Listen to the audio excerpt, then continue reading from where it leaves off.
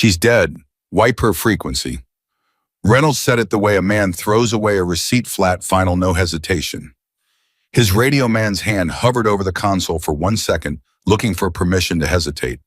Reynolds gave him none.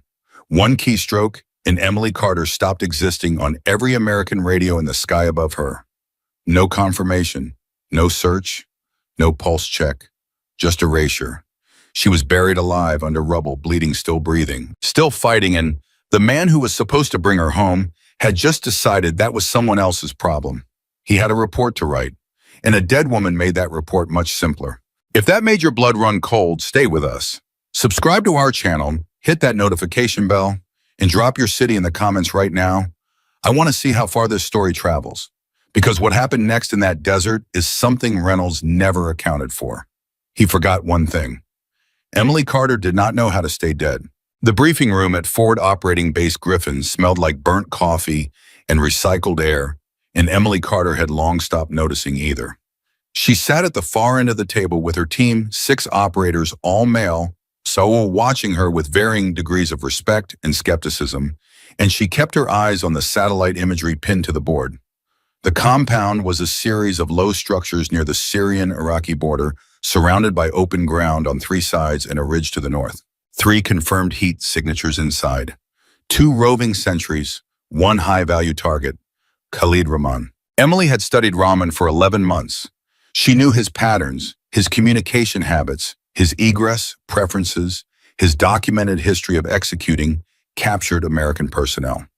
She had built the target profile herself, presented it to Naval Special Warfare Command, and made the case that a night capture operation was viable, if timed correctly, an approach from the southern approach where sentry rotation left a 90-second window. She had done the work. She had earned the briefing. What she had not earned, apparently, was the right to lead the mission she had designed. Lieutenant Commander Mark Reynolds walked into that room 18 minutes late, set a cold coffee on the table without apologizing, and immediately began talking over the portion of the briefing Emily had already delivered.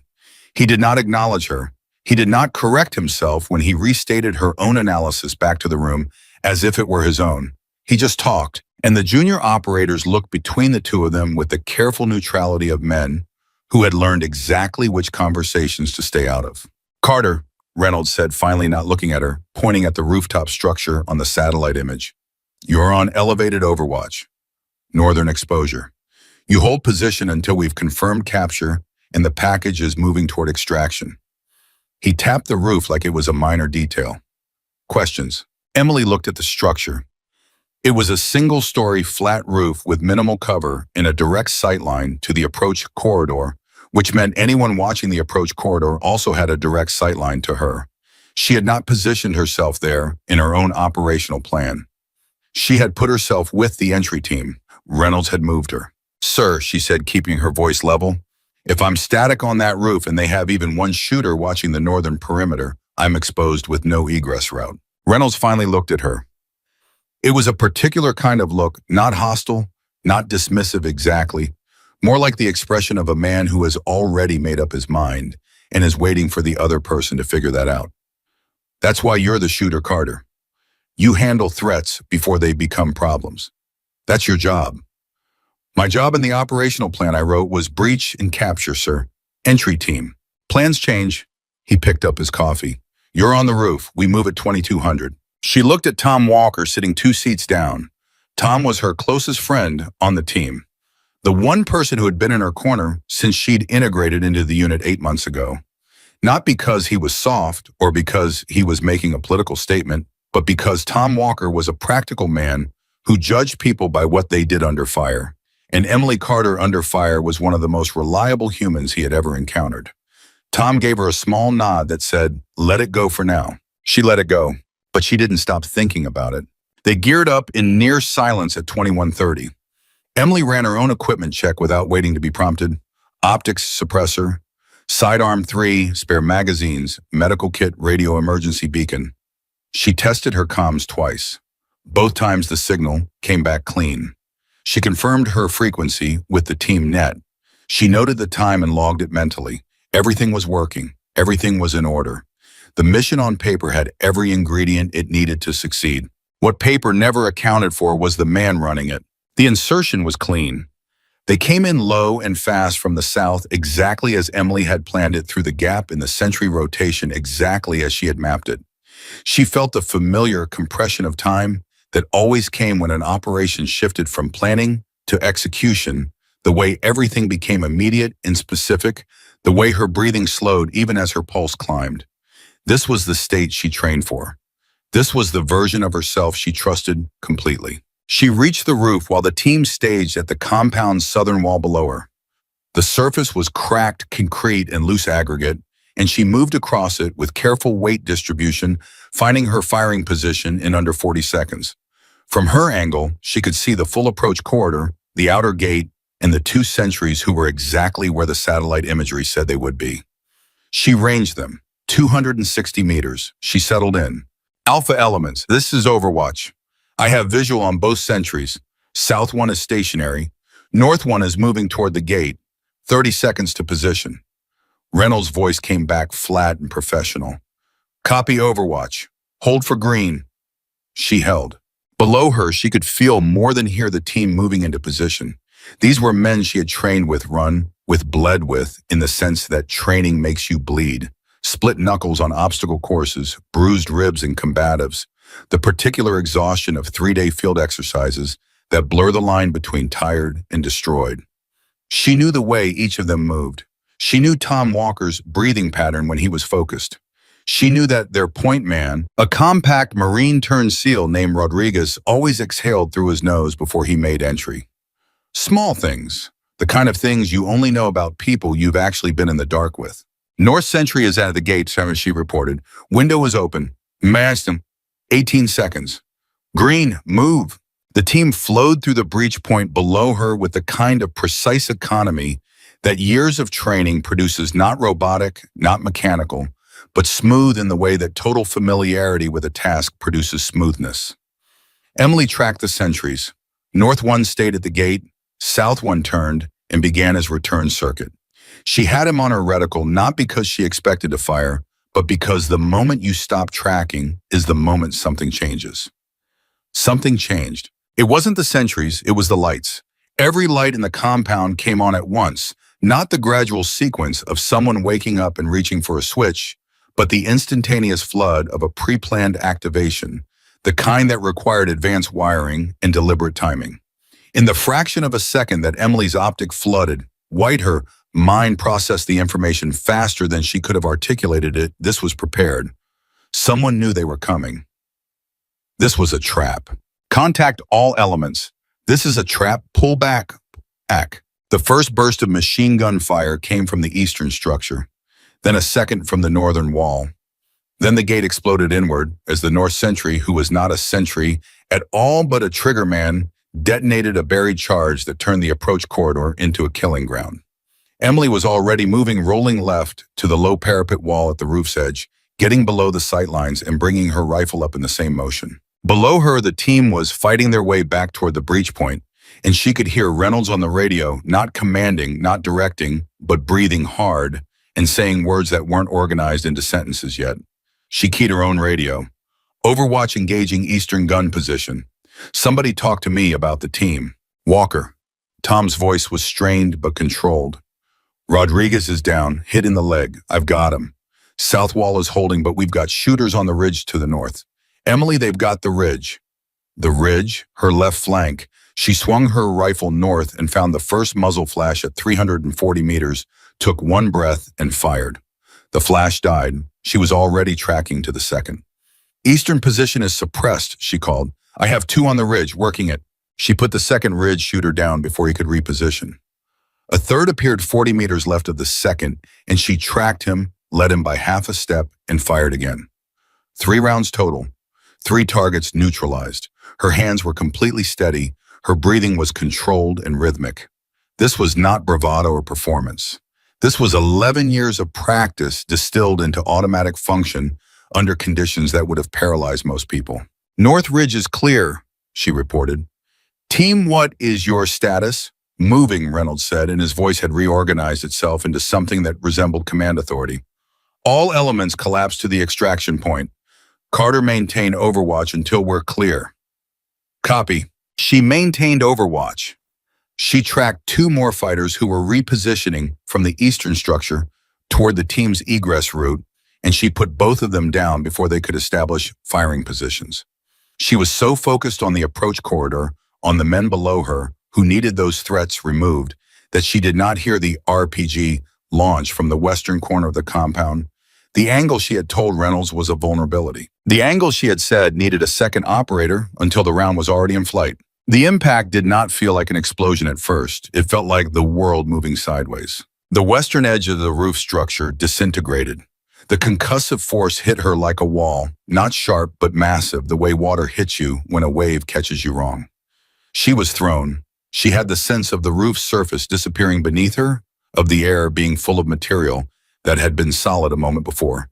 And then she was falling into the structure below, into the compound itself, into darkness and concrete, and the sudden, absolute silence that comes after a blast because your ears simply stop working for several seconds. She did not lose consciousness. She was aware of that fact with strange clarity, even as she processed the fact that something on her left side was very wrong, a deep, grinding wrongness that she recognized from training as a rib situation, and that her left leg was trapped under concrete that should not have been there.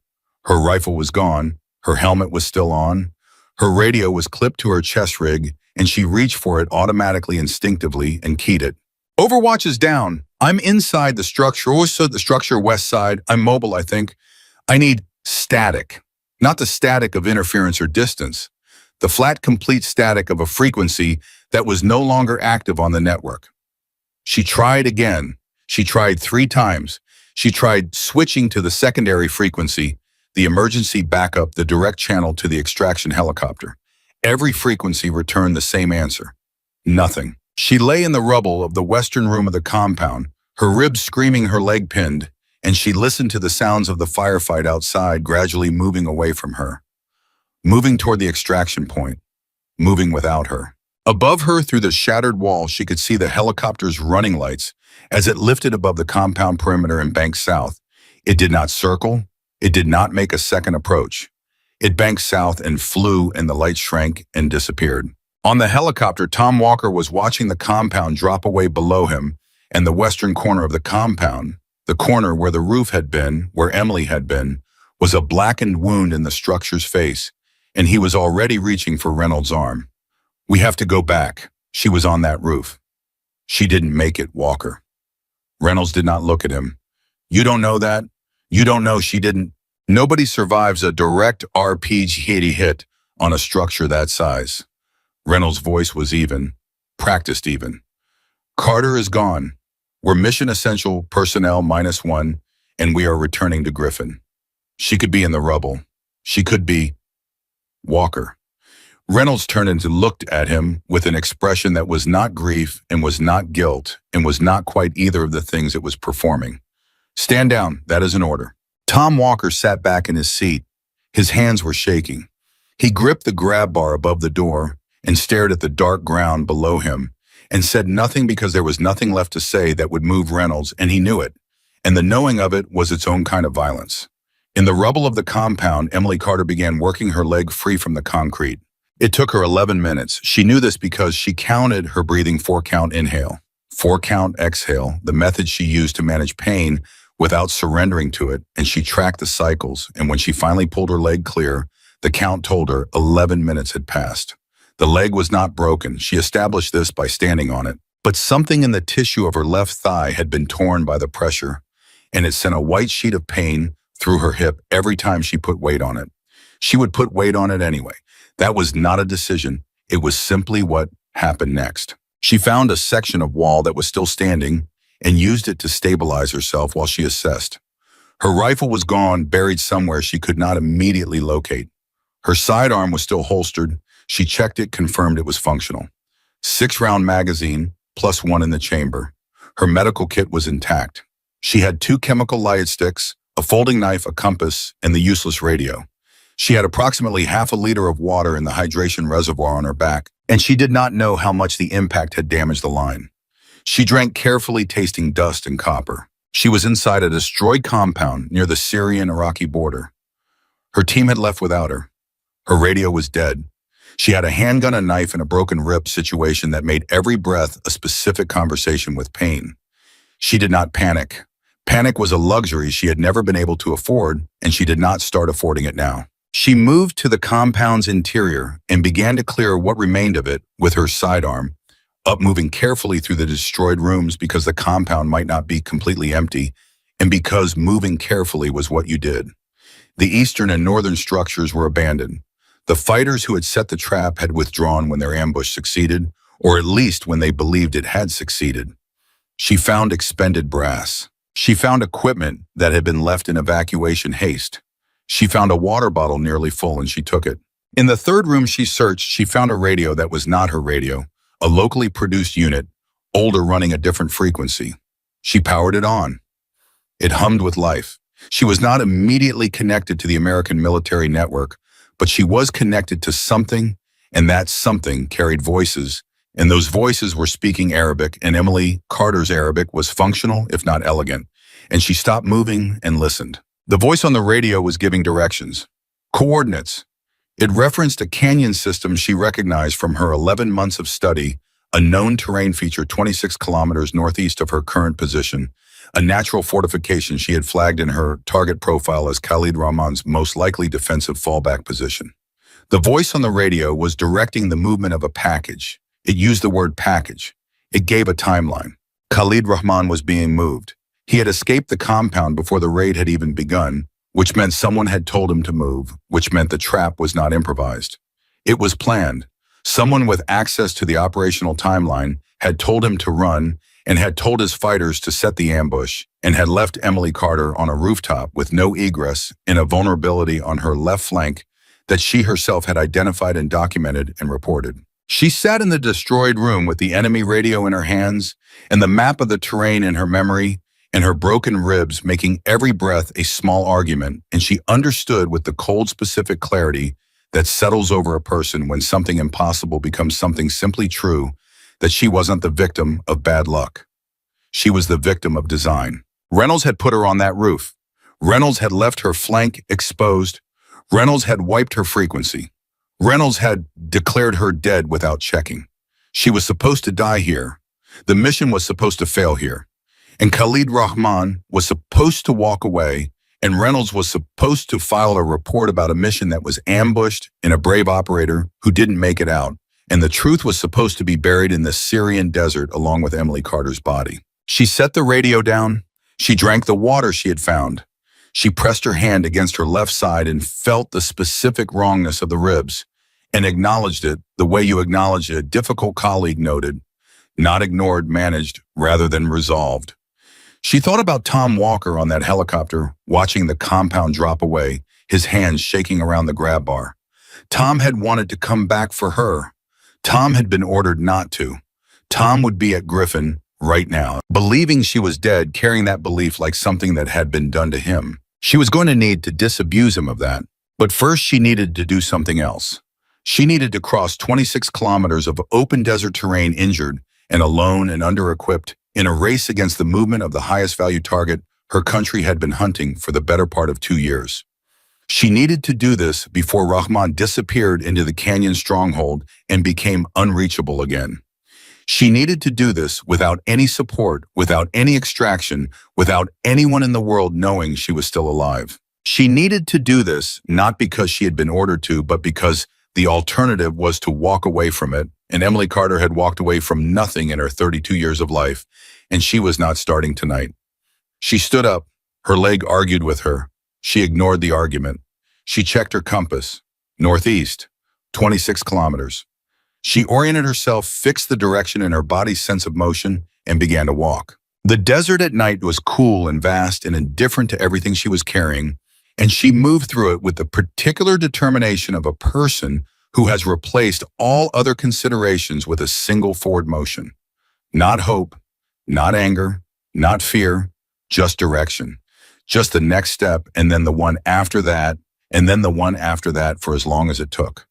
Behind her, the destroyed compound faded into the dark. Ahead of her, 26 kilometers away, Khalid Rahman was being moved to a position where he believed himself safe, where he believed the American operator who had hunted him for 11 months was dead in the rubble, where he believed the story was over. He was wrong about all of it. And Emily Carter was walking. She had been walking for 2 hours before her left leg stopped arguing and started threatening. There is a difference. An argument is pain that wants attention. A threat is pain that wants a decision. Emily Carter made the decision without slowing down. She shifted her weight distribution, favored the right side, and kept moving northeast through the dark at a pace she calculated would cover the distance by first light if she did not stop. She did not stop. The torn tissue in her left thigh was a problem she cataloged alongside the ribs reel. Documented, managed. Every fourth or fifth step sent a spike of heat through her hip that climbed into her lower back and made her jaw tighten. She breathed through it. 4 in, 4 out. The counting was not distraction, it was structure, and structure was what separated movement from collapse. She drank sparingly. She had less than a full liter between the two containers and 26 kilometers of open terrain in a desert climate that would reach 108 degrees by mid-morning was a math problem she did not need to solve fully to understand. She would need water before she reached the canyon. That meant she would need to find water or find someone who had water and take it. She filed that under problems to solve when she reached them. The captured steady state clipped to her chest rig. She did not transmit on it. She listened. The voices that had directed Rahman's movement had gone quiet after the initial traffic, which told her the move was in progress, and the operators on that net were maintaining communication discipline. That told her something about the people she was dealing with. They were not amateurs. They were not the disorganized fringe elements that American forces routinely dismantled. They were trained, they were patient, and they had been patient enough to let someone on the inside hand them an operational timeline. She thought about that while she walked. She thought about who had access to the mission briefing. She thought about who had placed her on that roof. She thought about the specific wording Reynolds had used, not Carter takes Overwatch, but Carter is on elevated Overwatch northern exposure. The particular precision of positioning someone in a location that the enemy knew would be targeted. The RPG had come from the western corner. She had reported that vulnerability herself in writing. In the operational plan she had submitted 48 hours before the mission. The plan Reynolds had received. The plan that had then been shared with someone. She stopped walking, not because she needed to rest, but because the complete shape of it had just finished assembling itself in her mind, and it required one full breath to hold it whole. Reynolds had not just abandoned her. Reynolds had positioned her to be eliminated. The ambush had not simply caught her on the roof. She had been placed on the roof so the ambush would catch her there. The RPG position at the western corner was not a coincidence. It was a response to a document that described exactly where she would be standing. She stood in the open desert for 6 seconds. Then she exhaled and started walking again. If she was right, and she was the kind of person who did not use that phrase casually, then Reynolds had made one critical miscalculation. He had assumed that a direct RPG hit on a single-story structure would produce a corpse.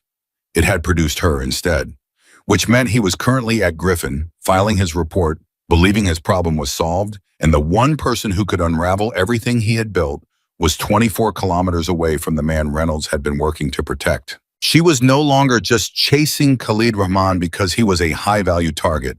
She was chasing him because when she brought him back, and she was going to bring him back, he was going to answer questions. In front of people who had the authority to act on the answers. She walked faster. At forward operating base Griffin, Walker had not slept. He was sitting on the edge of his bunk in the team quarters with his boots still on, and he had been sitting there since the helicopter landed, and the thing he was doing is not grieving exactly. It was more like arguing with himself about whether to accept something he was being told to accept. His hands were still. His face was controlled in the way that military training produces control, even when everything underneath it is in open revolt. But his mind was loud. Rodriguez was in medical with a through and through on his left thigh, painful, serious, not life-threatening. The team had debriefed with Reynolds at 0200 in the small conference room adjacent to the operations center, and Reynolds had conducted the debrief with the smooth professional detachment of a man describing something that had happened to other people.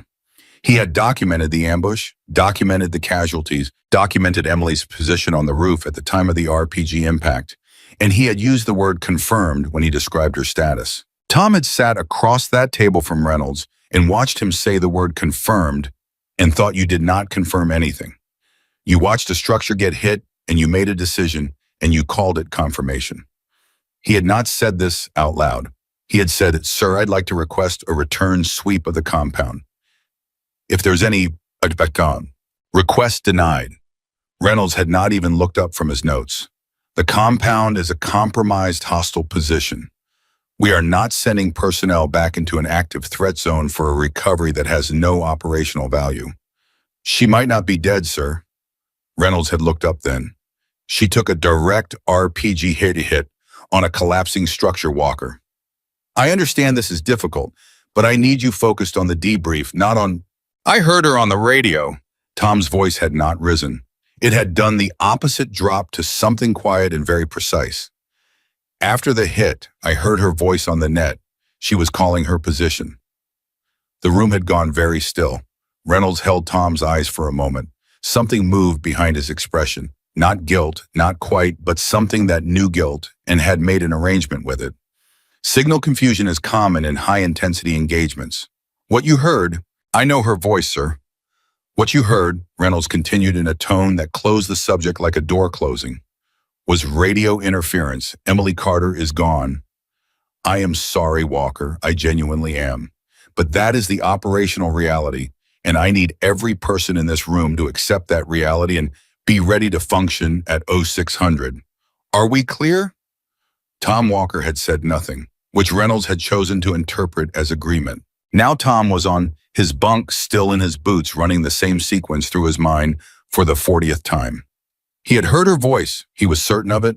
Not a fragment, not static, shaped like familiar sounds, her voice forming, words giving her position. She had been alive after the hit. And Reynolds had wiped her frequency, which Tom had watched happen in real time on the helicopter, and Tom had not processed what he was watching until it was too late to stop it. Wiping a frequency was not standard protocol for a confirmed KYA. You recovered the body, or you documented the position for recovery. You did not wipe the frequency. There was no operational reason to wipe the frequency unless you wanted to ensure that the person on that frequency could not be heard. Tom stood up.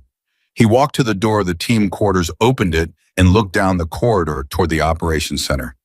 The night shift was running minimal personnel. Reynolds was in his quarters. The operations center would have a duty officer and a communications specialist on overnight watch. He thought about what he was considering doing. He thought about what it would mean if he was wrong.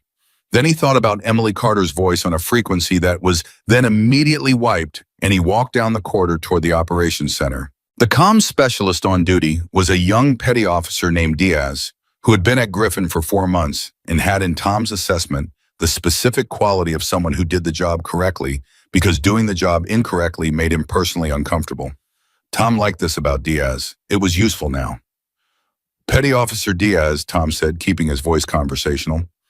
I need to pull the radio log from tonight's operation, the full net record, not the summary. Diaz looked up. Sir, those logs are... I know what they are. I'm on the operation. I'm asking for the log. Diaz hesitated in the way of someone who knows the rules and is trying to identify which rule applies most directly to this situation. The log would show all transmissions, including the frequency management actions. Yes, Tom said, that's what I need to see. Another hesitation. Then Diaz turned to his console and pulled the log and turned the screen toward Tom without saying anything else. Sometimes people understood the stakes without needing them explained. Tom read the log. He read it twice.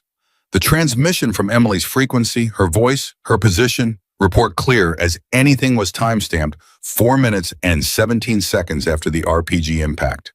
4 minutes and 17 seconds after Reynolds had declared her dead. 41 seconds after that timestamp, the frequency wipe was logged.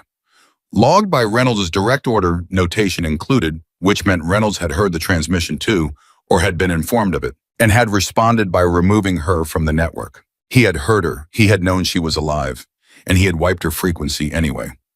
Tom stepped back from the console. His hands, which had been still all night, were not still anymore.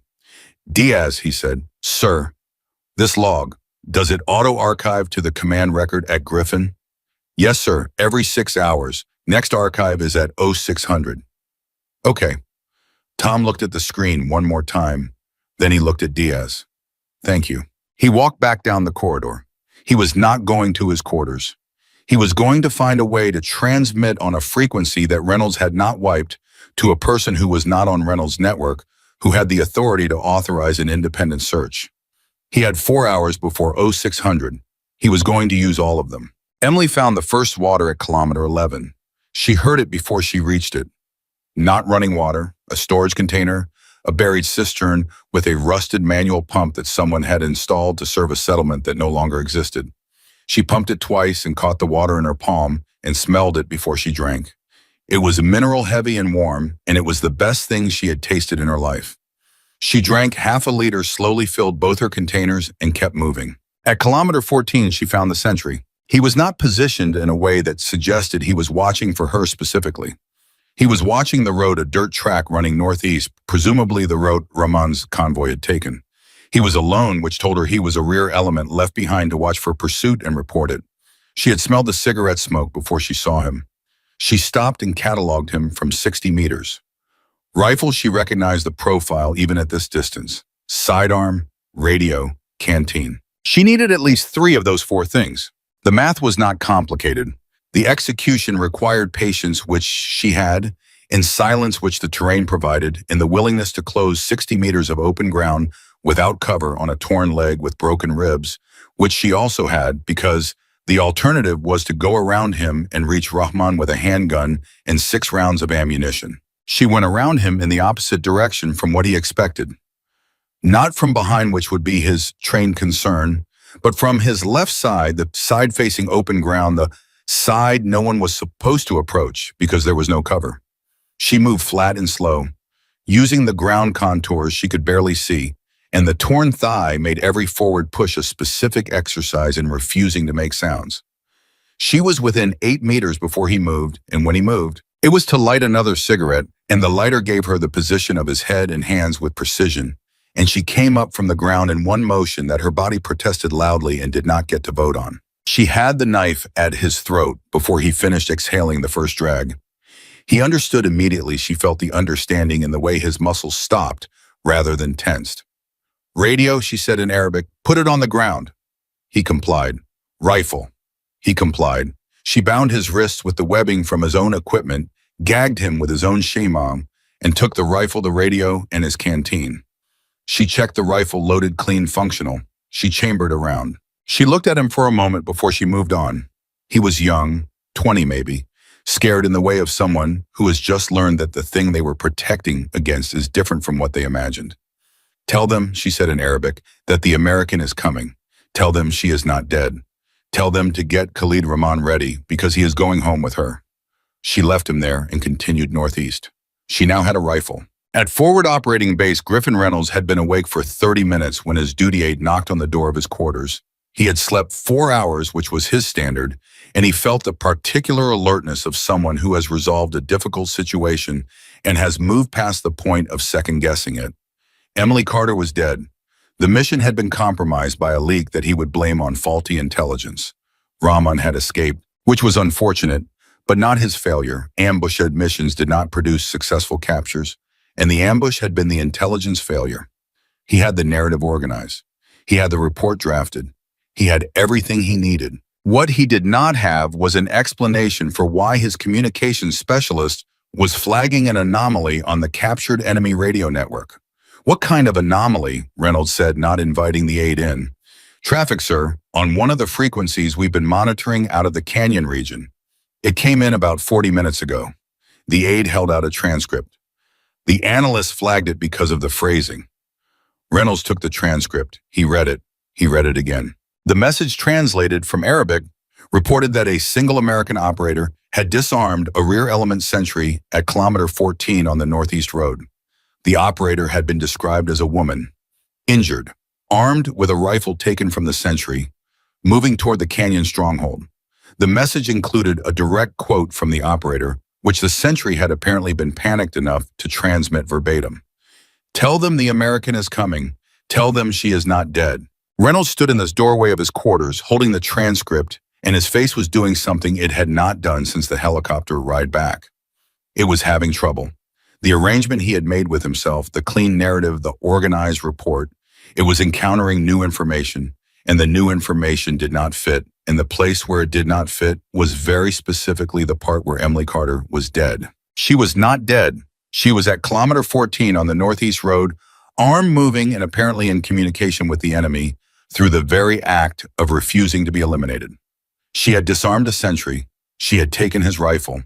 She had sent a message that was going to reach Rahman hours before she did, which meant Rahman was going to be ready for her, which meant his mind raced through the implications in a sequence that was partly tactical and partly personal and mostly focused on what happened if she reached Rahman and Rahman came back alive, and Emily Carter stood in front of a debrief room with everything she knew. "Sir," the aide was watching him, "do you want to authorize a search asset if there's an operator in the field?" "No," Reynolds' voice came out too fast. He adjusted. "No, if there is an individual in the field matching this description, it is more likely a deception operation. Enemy actors sometimes mimic American operator behavior to draw search assets into secondary ambushes." He handed the transcript back. "Log it, do not action it. I'll review at the morning brief." The aide took the transcript. He did not look entirely convinced. Reynolds noted that he did not look entirely convinced and filed it as a problem for later. He closed the door. He stood in his quarters and thought very carefully.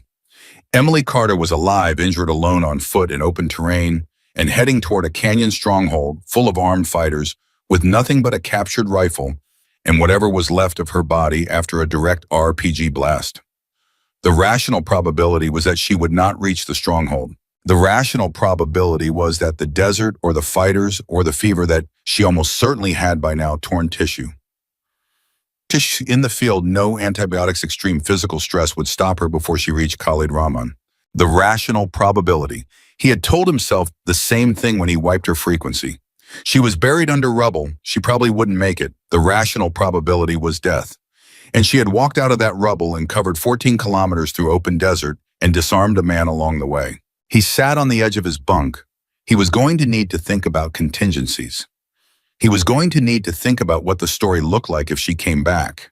He was going to need to think about whether there was a version of this where he survived what she knew. He thought for a long time. He did not come up with anything that satisfied him. That was the thing about Emily Carter. He realized she was the kind of problem that did not resolve itself. He had put her in the worst possible position, and she had gotten up from it. He had removed her from the network, and she had found another network. He had left her in the desert, and she was walking through it. He was beginning to understand that he had underestimated her in a way that was going to be very expensive.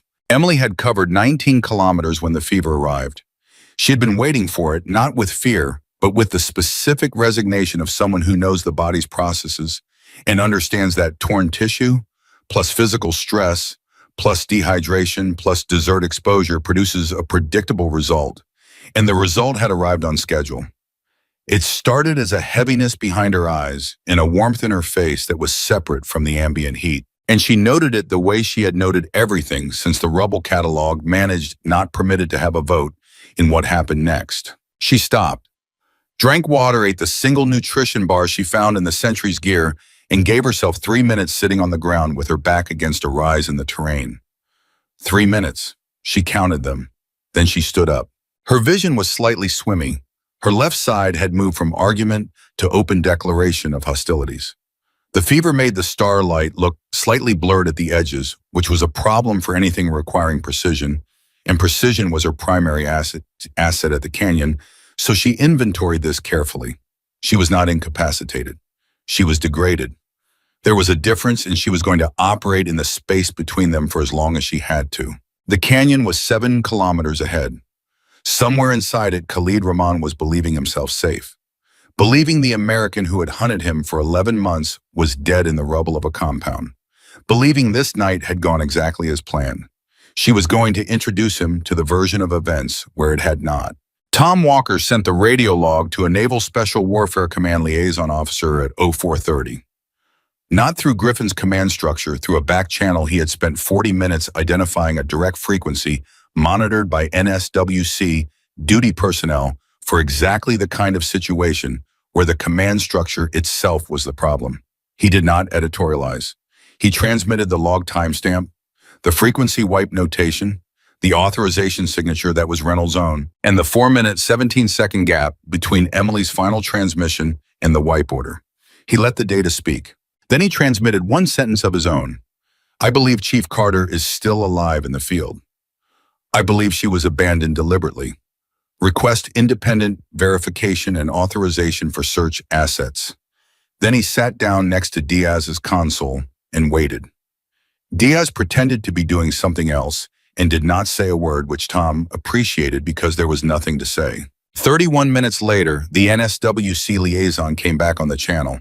Tom read the response twice. Then he stood up and felt something in his chest that had been locked since the helicopter ride began to come loose. They had received the enemy radio traffic, the report of the American operator at kilometer 14 on the Northeast Road. They had cross-referenced it with the transmission log Tom had sent. They were authorizing an independent search asset, a drone with infrared capability, to begin a sweep pattern of the Northeast Approach corridor and the canyon area within the hour. They were also, the liaison noted in language that was careful and precise, flagging Reynolds' frequency wipe order for command review. Tom walked back down the corridor toward the team quarters. He was going to wake the team. Not all of them Rodriguez was in medical, but the ones who could be ready to move. Because if the drone found Emily Carter alive in the field, Tom Walker was going to be on the first thing flying toward her position, and Reynolds was going to have to physically stop him.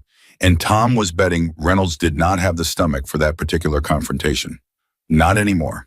Not with the log already transmitted to NSWC. Not with Emily Carter still walking toward a canyon that everyone else had given up on. She had covered 23 kilometers when she heard the drone. She recognized the sound, a specific frequency, American equipment, the surveillance variant that ran infrared sweeps. She stopped and looked up, and she did the one thing that would be visible on an infrared sweep even in open terrain. She took off her jacket and held it flat above her head, spreading the heat signature of her upper body against the cooler fabric, creating the kind of specific pattern that a trained drone operator would recognize, deliberate signaling rather than random thermal noise. She held that position for 40 seconds. Her arms ached. Her ribs told her at length what they thought about raising her arms above her head. She held it anyway. Then she put the jacket back on and kept walking. 3 kilometers to the canyon.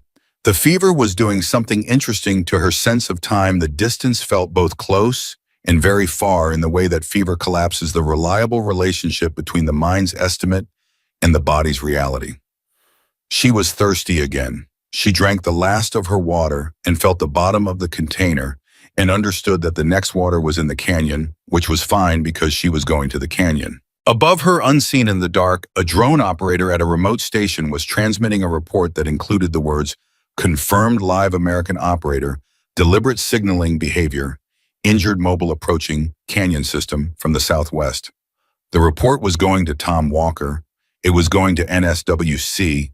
It was going to a command structure that was now fully awake to the fact that something had gone wrong on a mission in a way that required immediate attention. It was not going to Reynolds, not yet, but he was going to find out. And when he did everything he had built, every word of his report, every piece of the narrative he had constructed around Emily Carter's death was going to start coming apart at the seams, one thread at a time. The way things always come apart when the person you buried is still walking. Emily reached the canyon perimeter as the eastern sky began to show the first gray suggestion of light. She stopped and assessed the entrance from the shadows of a rock formation, cataloged what she could see, counted the positions she could identify. The fever made her teeth want to chatter. She locked her jaw and refused. She checked the captured rifle one final time. She thought about Tom Walker, who she hoped was doing something useful somewhere. She thought about Reynolds, who was not going to be ready for what was coming. Then she thought about Khalid Rahman sitting somewhere inside that canyon, believing himself untouchable. She exhaled slowly. She checked the wind. She moved forward. She entered the canyon the way water enters a crack in stone, not by force, but by finding the path that resistance had forgotten to cover. The eastern light was still gray and thin, the kind of light that gives shapes without details, and Emily Carter used it the way she used everything available to her, completely, without waste, without sentiment. The fever was sitting behind her eyes like a slow fire. She was aware of it the way a pilot is aware of a warning light, noted, monitored, not yet critical. Her left thigh had settled into a deep rhythmic burning that she had stopped registering as pain and started registering as information. Information said you are injured. Information said you are still functional. Information said keep moving. She counted 3 armed positions at the canyon entrance. 2 men visible, 1 position she could infer from the pattern of the other 2, the gap in their coverage that only made sense if a third element was filling it from a concealed angle. She had been studying this kind of geometry for 11 years. The third man was behind a rock formation, 40 meters inside the entrance, elevated probably with a radio. He was the problem. Not because he was the most dangerous, but because if he transmitted before she neutralized him, everything that came next got harder, by an order of magnitude. She worked left. The torn thigh did not approve of the low crouch she maintained for 30 meters of movement across uneven ground. And she had a conversation with it that went the way all her conversations with her body went. She acknowledged the complaint, denied the request, and kept moving. She circled wide enough to come at the elevated position from above and behind, which required climbing a rock face that her ribs categorically refused to endorse. She climbed it anyway. 3 points of contact, slow and silent, and when she reached the top and looked down at the back of the third guard's head, she felt the specific calm that comes not from the absence of fear, but from the complete organization of everything she was into a single clear purpose. She came down on him fast and quiet, the rifle butt, precise. He went down without a sound, and she caught his radio before it hit the rock, and she held it and listened to the net for 20 seconds to confirm nobody had heard anything that required a response. The net was quiet. She zip-tied his wrist with his own equipment and moved back down toward the 2 entrance guards. The first one she took from behind with the same method. The second one heard her, not saw, not soon enough to do anything about it, but heard the slight displacement of gravel under her boot and started to turn. And she closed the distance in 2 steps and hit him in the throat with the edge of her palm, hard enough to collapse the sound before it could become a shout. He went down and she was already moving past him into the canyon interior. 4 minutes inside the perimeter. 3 guards neutralized. No radio traffic.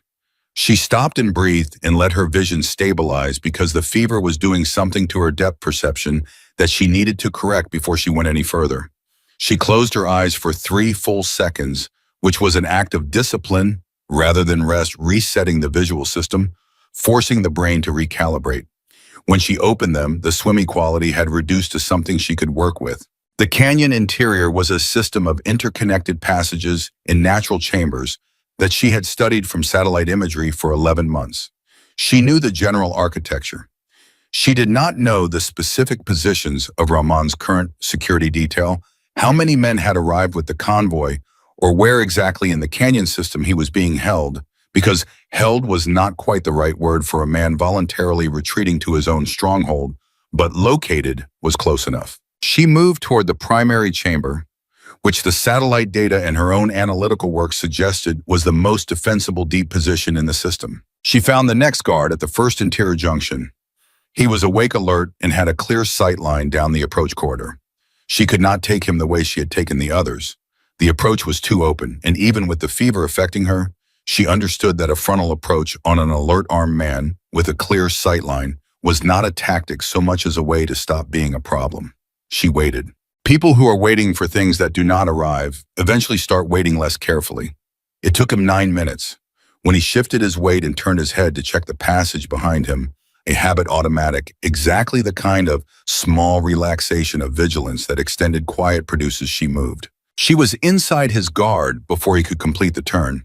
Knife grip on his collar, blade at his throat, her mouth next to his ear. "How many inside?" she asked in Arabic. Her voice was low and level, and whatever he heard in it, not rage, not desperation, but something worse, something that sounded like a person who had already decided how this ended, regardless of what he said, made him answer immediately. 8, maybe 9. He has his senior men with him.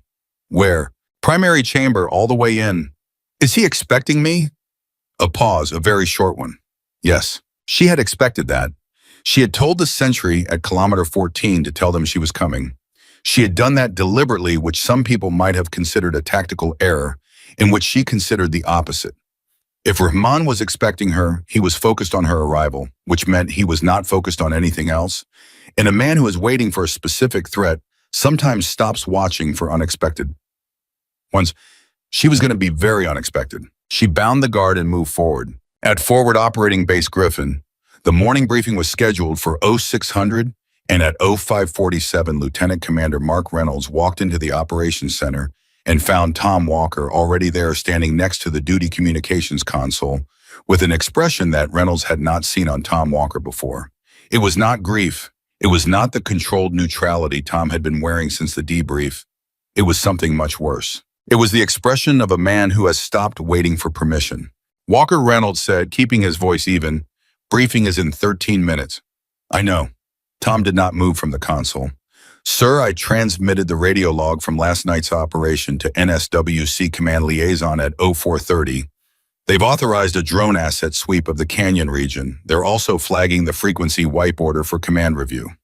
The operations center had 2 other people in it. Both of them were suddenly very interested in their consoles. Reynolds felt the floor of the situation shift under him. Not dramatically, he was too disciplined for visible shock, but internally the clean narrative he had constructed was experiencing structural stress in multiple locations simultaneously. He looked at Tom Walker and recognized something in the younger man's posture. He was not making a report. He was making a declaration. The difference mattered. "You transmitted classified operational communications to an outside command element without authorization," Reynolds said. "That is a serious?" "The log shows you wiped her frequency 4 minutes and 17 seconds after she transmitted her position." Tom's voice did not rise. It went lower and lower, was more dangerous. "She was alive. You heard it, and you removed her from the net, sir." The silence in the operations center was the kind that has weight. "NSWC is sending an asset," Tom continued. "They've got drone footage of an operator at kilometer 14 on the northeast road moving toward the canyon.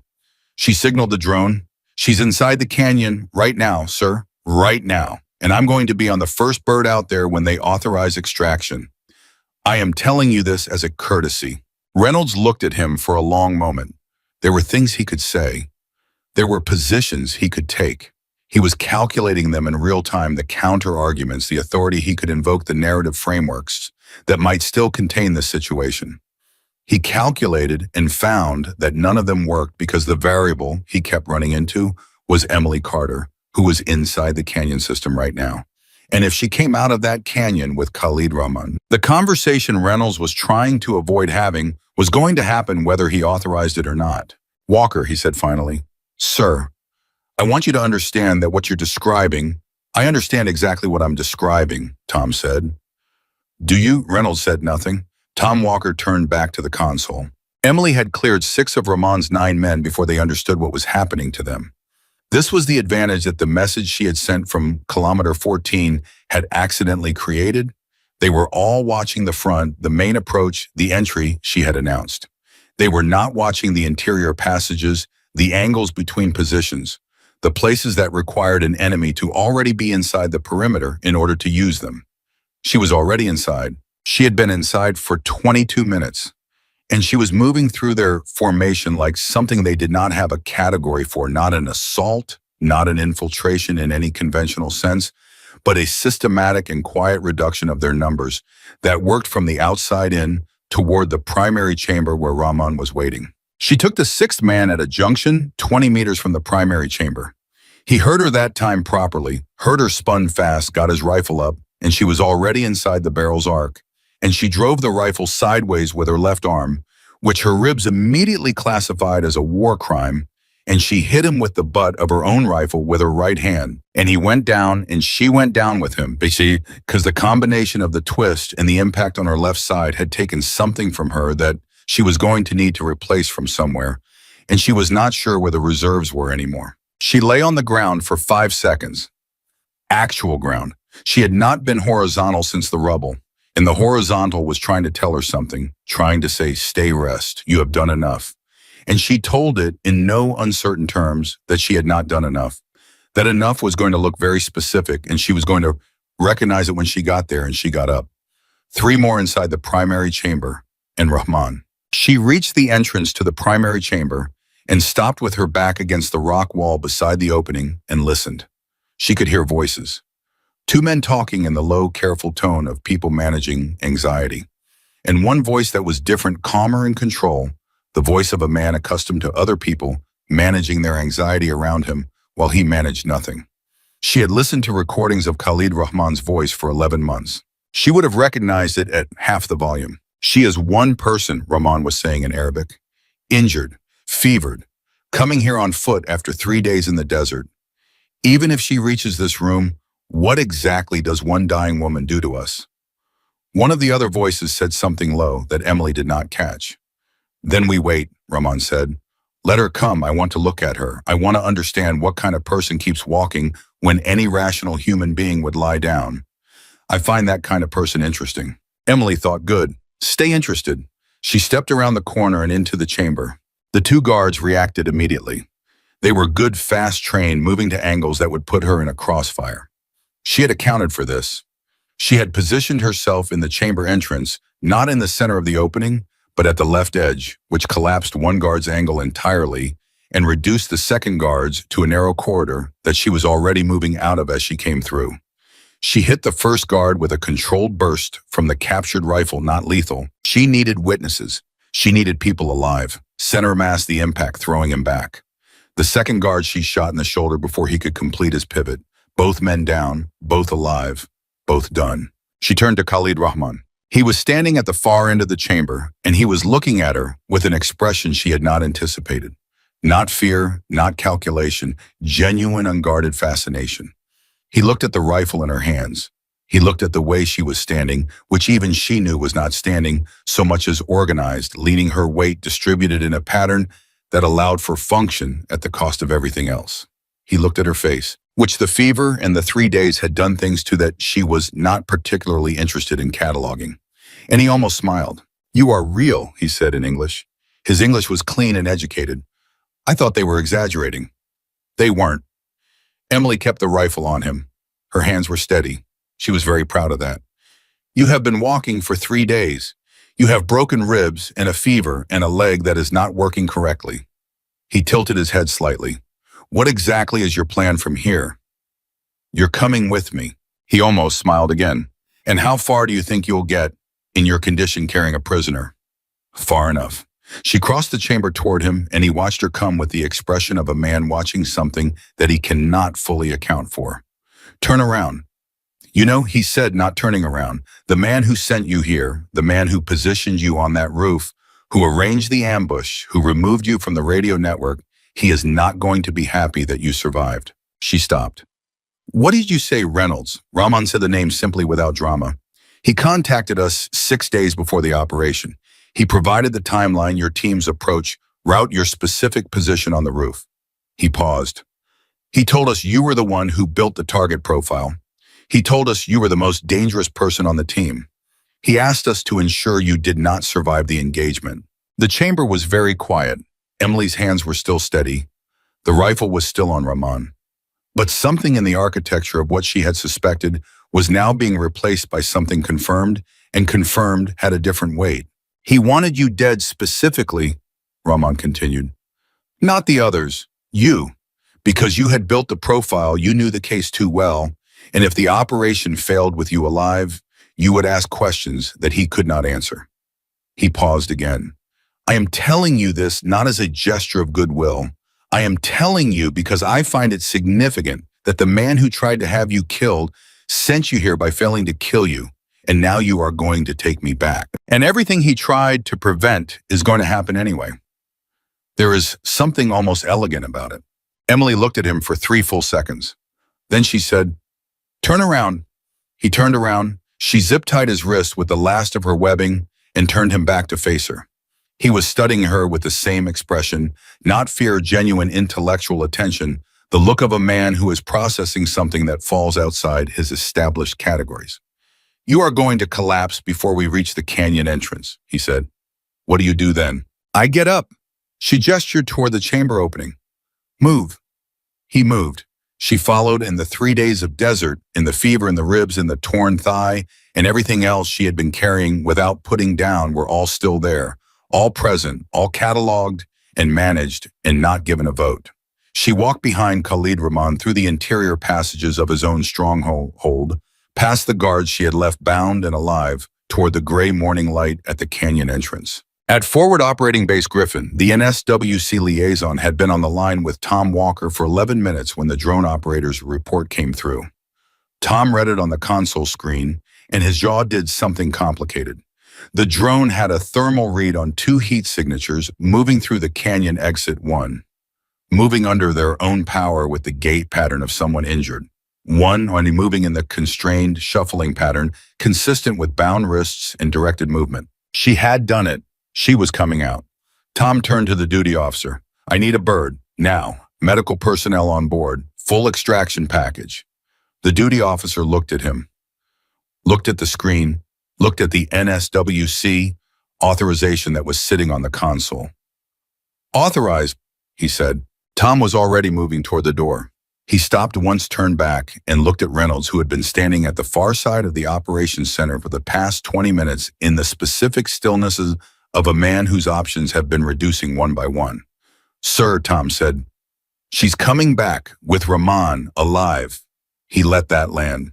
"I'd recommend you stay right here." Reynolds said nothing. His face was doing the thing it had done in the debrief when Tom had told him he'd heard Emily's voice, that movement behind the eyes, that arrangement with something that knew guilt, that was now being served papers. Tom walked out and the door closed behind him. Emily cleared the canyon entrance with Rahman 12 steps in front of her. The morning light hit her full in the face and she made herself look into it, made herself process it, because looking away felt like a concession, and she was not making concessions anymore. Her left leg had stopped sending the deep spike with every step and had shifted to a grinding, continuous signal that she was now simply moving through rather than around. The fever had done something in the last hour. Either it had peaked or she had stopped noticing the edges of it, and she was not certain which, and she was not certain it mattered. Rahman was walking steadily. He had not tried to run, had not tried to create a situation, had not done anything that could be described as resistance since the chamber. She was not naive enough to interpret this as cooperation. He was watching her, assessing her, calculating. He was an intelligent man in a situation that had reversed on him, and intelligent men in reverse situations do not thrash. They wait. She was watching him the same way. "You should have sent a team," he said as they moved through the outer canyon passage. "I didn't have a team." "No, you didn't." He was quiet for a moment. "The man who was supposed to ensure you never left that compound, he miscalculated you entirely." "Most people do," she said. "Yes." He almost smiled again, and this time she could hear it in his voice. "Most people are looking for what they expect to see. They expected a woman who could be positioned and eliminated. They found something else." She did not respond. There was nothing to respond to. He was describing facts. They walked. She heard the helicopter before she saw it, the specific frequency of American rotary wing coming fast from the southwest, and she looked up and found it, and something in her chest that had been compressed for 3 days expanded by a fraction. Not relief. Too early for relief, but recognition, the recognition that the world she had been cut off from was now coming back toward her, and what she carried with her from this desert was going to change things that needed to change. The helicopter came in fast and low and set down 200 meters ahead of them on the flat ground west of the canyon entrance. The door was open before the skids touched down, and Tom Walker was the first one out, moving toward her at a run, and she kept walking because stopping now felt like something she was not ready to define. Tom reached her and stopped. He looked at her, the full account of 3 days written on her face and her posture and the way she was standing, and she watched him take it in, and she watched him choose not to say whatever his first instinct was, because Tom Walker was smart enough to know that the wrong words at the wrong moment can make a strong person feel fragile, and Emily Carter did not need that right now. Instead, he looked at Rahman, then back at her. Then he said simply, "You walked the whole way." "Most of it."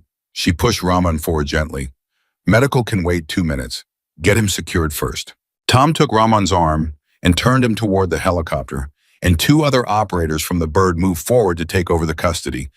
Tom walked beside her back to the helicopter, and he did not take her arm because she had not asked him to. And when they reached the door and the medic came forward and said, "Chief Carter, I need to," she said, "Yeah, okay." And she let the medic do their job, and she sat down on the bench seat inside the helicopter door.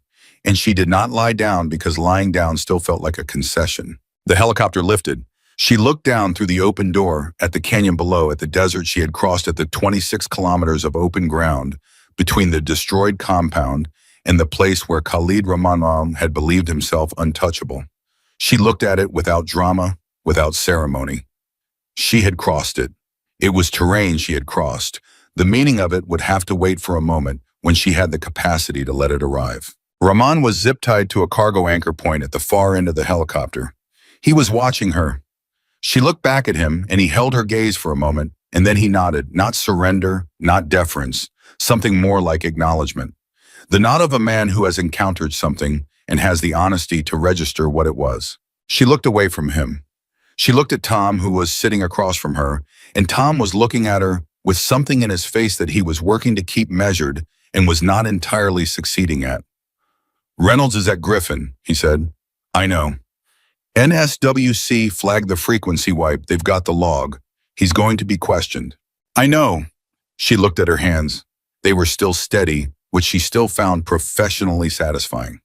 "There's more than the log. Rahman is going to tell them about the contact Reynolds made 6 days before the mission. He already told me. Reynolds fed them the operational timeline, the approach route, my position on the roof." She paused.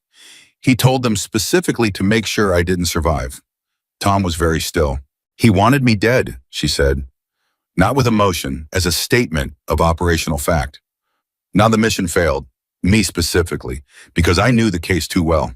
Tom looked at Rahman. Rahman met his gaze with the same steady attention he had been giving everything since the chamber. "It's true," Rahman said. "All of it. I will tell them whatever they want to know. I have my own reasons for that, which are separate from your reasons for wanting to know it, and I trust that distinction is understood." "It's understood," Tom said. His voice had gone to a very quiet place. He looked back at Emily. "We're going to land at Griffin in about 8 minutes." She nodded. "Reynolds is going to see you walk off this helicopter." "Good," she said. "I want him to." She looked out the open door again. The desert was below her, moving away behind the helicopter's heading, and the forward operating base was ahead, growing incrementally in the distance. She thought about the morning briefing Reynolds had planned, the polished report, the organized narrative, the carefully constructed story of a mission that had failed and an operator who had bravely not survived it. She thought about what that briefing was going to look like now. She thought about the radio he had wiped. She had carried the broken unit with her through all 26 kilometers through the canyon, through the chamber where she had taken down 8 armed men through the walk back.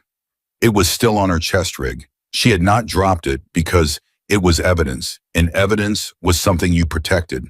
And protection of the things that mattered was something she did automatically the way she breathed. The base was visible now. She could see the structures, the flight line, the small figures moving around the operations buildings. Somewhere in there, Reynolds was standing in a place he thought was solid ground, and he did not yet know that the ground had been dissolving under him for the past 8 minutes since the moment Tom Walker read a drone report and authorized an extraction bird and walked out of an operations center without looking back. She sat up straight on the bench seat. The medic looked at her and opened his mouth, and she shook her head. Not yet, not until they were down, not until she had walked off this helicopter on her own feet in front of whatever audience was waiting. He closed his mouth and nodded. He understood. Sometimes the medicine is the walk. The helicopter began its descent toward forward operating base Griffin. Tom Walker reached across the gap between the bench seats and put his fist out. And she looked at it for a moment, and then she tapped it with her own fist, and that was all either of them needed to say about any of it. Below them, the base came up to meet them, and Khalid Rahman was bound to a cargo anchor, and the broken radio was on her chest, and Emily Carter was bringing all of it home. The helicopter touched down at forward operating base Griffin at 06:53, and the first person to see it land was the base duty sergeant who had been standing outside the operations building with a coffee that had gone cold because the morning had developed complications he had not been briefed on. He watched the bird come in fast and settle hard, and he watched the door open, and he watched Tom Walker step out first, and then he watched Emily Carter step out behind him. And the coffee dropped out of his hand. He was not the only one watching. Word had moved through the base the way word always moves through a small forward operating installation, faster than any official communication carried by the specific frequency of people who sense that something has shifted in the operational reality around them without being told what or why. By the time the helicopter settled, there were 11 people outside the operations building, and by the time Emily Carter's boots hit the tarmac, there were 17, and the number was still growing. She walked off that helicopter the way she had walked through the desert, with the complete organization of everything she had into forward motion, not parade ground straight, not performing anything, just moving weight, distributed to manage the thigh jaw set against the ribs, eyes forward. She was filthy in a way that 3 days of open desert produces the kind of dirt that is no longer surface contamination, but has become part of a person's texture. Her face was gaunt from dehydration and fever. Her left leg moved with a controlled hitch that the medic on the bird had identified as a partial muscle tear and had wrapped without being able to fully treat. She looked like exactly what she was, a person who had been left for dead and had refused the assignment. Behind her, 2 operators from the extraction team brought Khalid Rahman off the helicopter. His wrists were bound. His expression was composed. He walked the way a man walks when he has accepted the immediate situation without having accepted anything beyond it, present, observant, not defeated. Several of the people watching outside the operations building did not immediately understand what they were looking at. Then someone said the name out loud, and the understanding moved through the crowd the way the word had moved through the base, fast and changing everything it touched. Reynolds was standing at the operations building entrance. He had been there for 4 minutes since the helicopter was still on approach, and he had spent those 4 minutes constructing the expression on his face. Careful, professional, the expression of a commanding officer receiving returning personnel from a complex operation. He had the architecture of authority arranged around him the way a man arranges furniture in a room he is not sure he will be allowed to keep. Emily saw him the moment she cleared the helicopter's rotor wash. Their eyes met across 40 meters of tarmac, and she did not slow down, and she did not look away. She walked directly toward him at the same pace she had maintained since the helicopter door opened, and Reynolds held his position, and his expression held too, until the distance between them closed to 20 meters, and he got a full account of what 3 days in the desert had done to her. And something in the architecture of his expression developed a crack. She stopped 4 feet from him. She reached into her chest rig, and she took out the radio, the broken unit wipe frequency, his order, his signature in the log, and she held it out and waited. He did not take it immediately. He looked at it. He looked at her. He looked at the assembled personnel behind her, the growing number of witnesses, and his mind was doing the rapid calculation of a man who was trying to identify the version of this moment that is least damaging to him. He found none. Emily's arm did not waver. He took the radio. "Sir," she said, and her voice was level and completely without performance. "That unit was wiped on your direct order at 0:22:41, 4 minutes and 17 seconds after I transmitted my position from inside the compound. I was alive. You heard it. You removed me from the net anyway." She paused. "I'd like that to be the first thing we discuss." Reynolds opened his mouth. Then he closed it. Then he said, "Chief Carter, I think we should take this inside." "Sir," Tom Walker said from directly behind Emily's left shoulder. "NSWC Command Liaison is on a live channel in the Operations Center. They've been monitoring since 04:30. I don't think inside changes anything." Reynolds looked at Tom, then at Emily, then at the radio in his hand, which he was now holding, the way you hold something you wish you had not touched. His jaw moved once without producing words, which was the most honest thing Emily had seen his face do since she had known him. "There's also the matter," Emily said, "of the contact you made with Rahman's network 6 days before the mission. The operational timeline you provided, the approach route, my specific position on the roof." She watched his face, and she watched the thing behind his eyes that was not quite guilt and had made an arrangement with guilt. She watched it come apart. "He told me, in the canyon, he'll tell the debrief room the same thing." Someone in the assembled group behind her made a sound. Not a word, just a sound that meant they had understood something. Reynolds said nothing. For the first time since Emily had known him, Lieutenant Commander Mark Reynolds had nothing organized to say, and the absence of it was louder than anything he had managed to produce in all the months he had spent talking over her in briefing rooms. "Sir," said a voice from the operations building entrance. Not Tom, not Emily. A new voice, crisp and carrying command weight that was different in kind from Reynolds. A Naval Special Warfare Command senior officer whom Emily had never met in person, but whose name she knew from 11 months of working inside the command structure, stepped through the entrance and onto the tarmac. He had been on the live channel since 04:30. He had authorized the drone. He had been listening to everything. He looked at Reynolds with the specific expression of someone who has heard enough to have formed a complete picture and does not require additional information. "Commander Reynolds," the senior officer said, "you are relieved of command pending a formal investigation. You will surrender your sidearm to the duty officer and remain on base. He looked at Emily. Chief Carter, let's get you to medical. We'll debrief when the doctors are done with you. Reynolds stood on this tarmac holding the broken radio and did not move for a moment that lasted longer than it should have. Then the duty officer stepped forward and Reynolds unholstered his sidearm and handed it over, and the transaction had the quality of something irrevocable, the specific finality of a door that only opens one direction. Emily watched it happen. She had imagined this moment in various forms across 3 days of desert, but the imagined version had been a destination, a fixed point she was walking toward. And now that she was standing in it, she found it was not a destination at all. It was a threshold. What it opened into was going to take longer than a tarmac moment to understand. She turned away from Reynolds and walked toward the medical building, and Tom fell into step beside her, and behind them Khalid Rahman was being transferred to a secure holding element that had been pre-positioned by the NSWC officer's authorization, and the base was doing the thing bases do when something has changed irrevocably, absorbing it, processing it, beginning the long institutional work of deciding what it meant. In the medical bay, the doctor who examined Emily did not say anything for approximately 30 seconds after she had assessed the full inventory of damage. She was not the kind of doctor who exclaimed. She was the kind who counted. When she finished counting, she looked at Emily with an expression that was professional and could not entirely conceal the human being behind it. 2 cracked ribs, she said. Partial tear of the left tensor fasciae latae. Dehydration moderate to severe. Fever 102.4 bacterial origin consistent with untreated wound exposure. Bruising across 60% of your posterior torso consistent with blast concussion. She paused.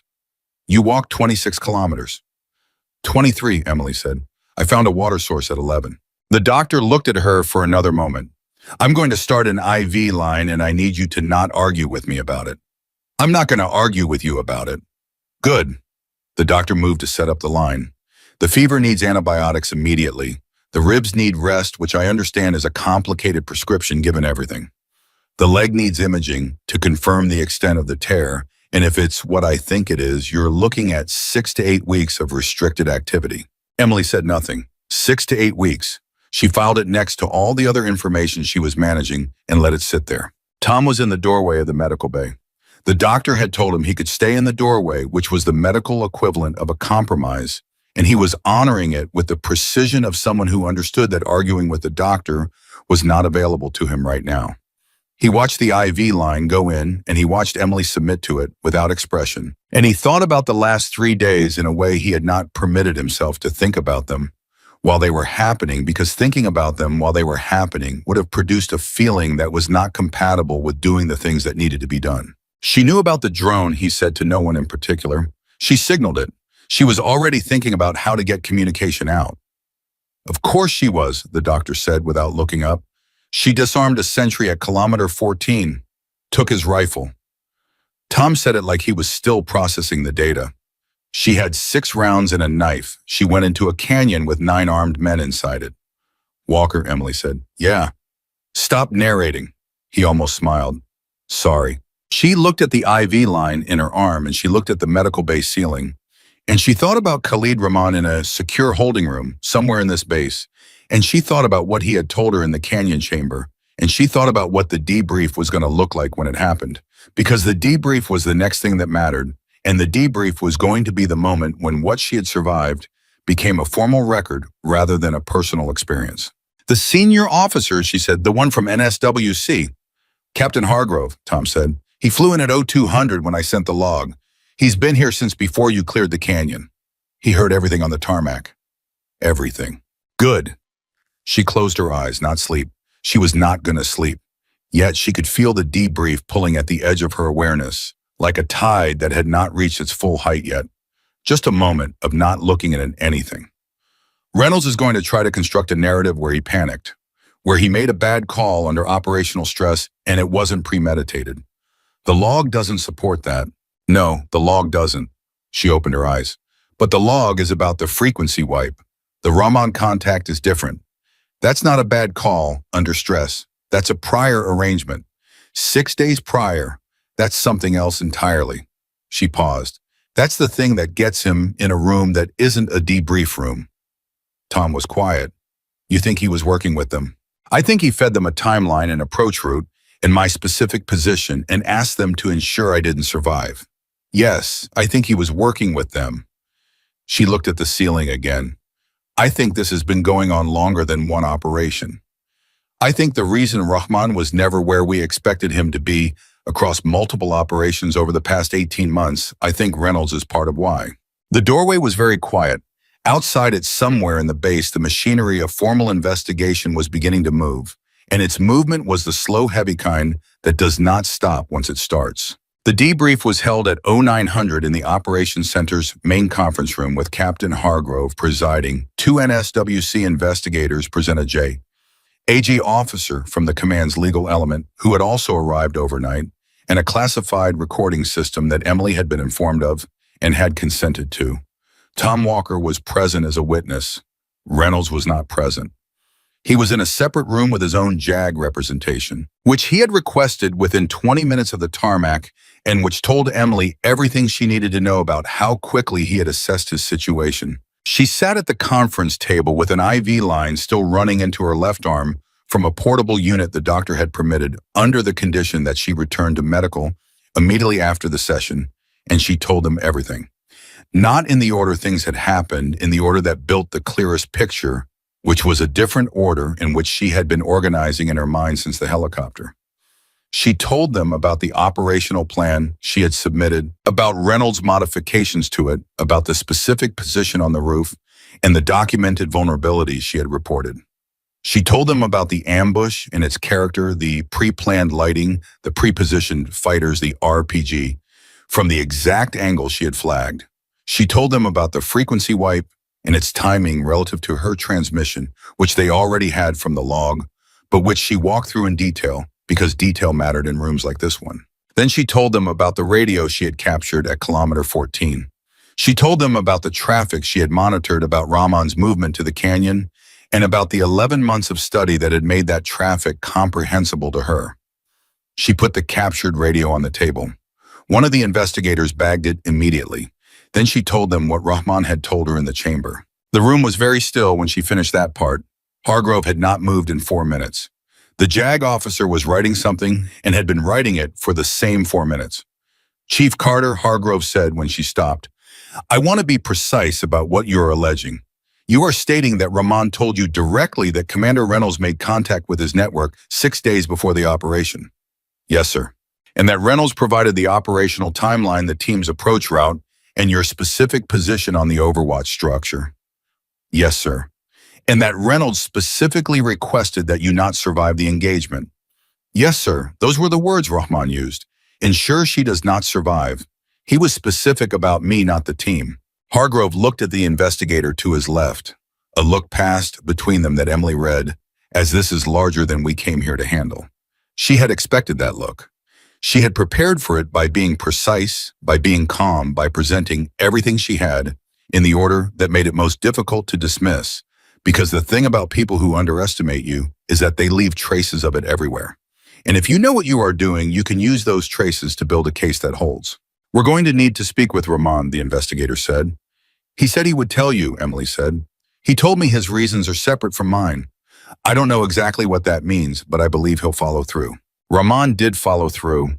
The session with Rahman was conducted by the investigators with the JAG officer present, separate from Emily's debrief, and separate from anything Reynolds had access to, and it lasted 1 hour and 40 minutes. And when the investigators came back into the main conference room afterward, Hargrove looked at the table for a moment before he looked at Emily. "He confirmed everything you reported," he said, "and added context that we're going to be processing for some time." He paused. "It appears Commander Reynolds' contact with Rahman's network was not limited to this operation." Emily had suspected this. She nodded. "There will be a full counterintelligence review. The scope of that review is going to extend well beyond this base and this mission." Hargrove looked at her directly. "Chief Carter, what you have brought back, and I mean both the intelligence asset and the testimony, represents a significant operational and counterintelligence development. I want you to understand the weight of that." "Sir," she said, "I understand the weight of it. I've been carrying it for 3 days." Something in Hargrove's face moved. The professional surface and the human being behind it made brief contact. Yes, he said, you have. He looked down at the table again. Is there anything you need from this command before we close this session? She thought about it, genuinely thought about it, not as a formality. Rodriguez, she said, the team's point man. He took a hit in the leg during the initial contact. I want to know his status. Through and through, he's stable. He'll be operational in 6 weeks. She nodded. Walker's log transmission. The action he took at 0430 contacting NSWC outside the chain. I want that on the record as the right call. It's already on the record. Good. She looked at the IV line in her arm. Then I think I need to go back to medical. Hargrove almost smiled. It was a small expression and it was earned. I think that's correct, Chief. She stood up. The thigh sent its signal. She received it and walked to the door, and Tom held it open for her, and they walked down the corridor toward the medical bay, in the same silence they had maintained on the helicopter, the silence of people who have said what needed to be said, and are now in the space after it, where the body gets to have its word. Reynolds was escorted from his separate room at 10:40 by 2 NSWC investigators and the JAG officer, and the formal language of what happened to him in that corridor used the words detained pending counterintelligence review and charges to be specified following investigation. And the physical fact of it was that he walked out of that room between 2 people and did not walk anywhere independently after that for a very long time. He passed the entrance to the medical bay on his way through the corridor. The door was open. Emily was on the bed with the IV running, and Tom was in the chair beside her, and she was looking at the ceiling in the specific way of someone who is finally carefully beginning to rest. Reynolds slowed for a fraction of a second as he passed the door. Whether he looked at her or could not look at her, the investigators beside him did not slow to accommodate his pace, and the moment passed. She did not look at the doorway. She was done looking at Reynolds.